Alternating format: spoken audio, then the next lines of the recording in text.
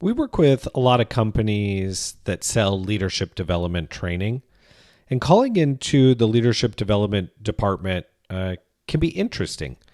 What we've found is that it's fairly easy to set meetings with job titles that have leadership development in them. So think manager, director, VP of leadership development in your larger organizations. I think what's difficult about the leadership development function is it's a group that's interested in learning kind of what's new and what's next. So they're willing to take meetings. What can be really difficult is getting them to actually move through the sales process and understand if this is a problem that they're actively trying to solve. Do they have existing vendors? Do they have budgets? Like, are they trying to replace something existing, or just how pressing is what you're selling into leadership development?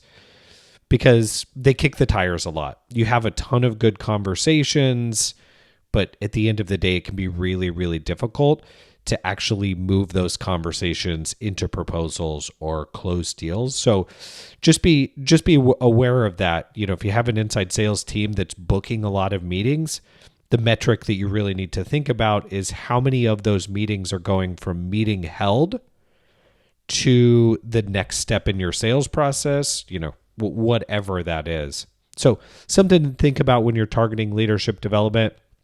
In organizations where they don't have a defined leadership development and group, you're typically going to your normal learning and development or talent development, VPs, directors of learning and training for your bigger companies.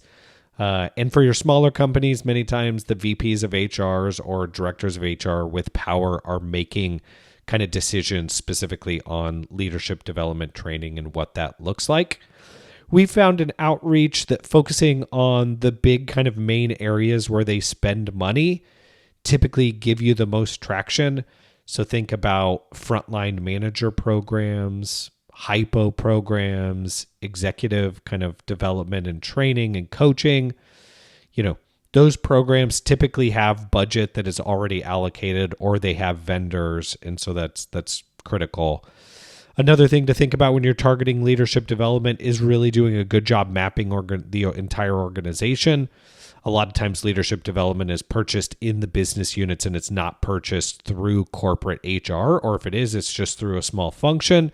So a land and expand strategy is typically really critical, and a big part of that is just mapping out who owns what's in the organization. So hope this information is helpful.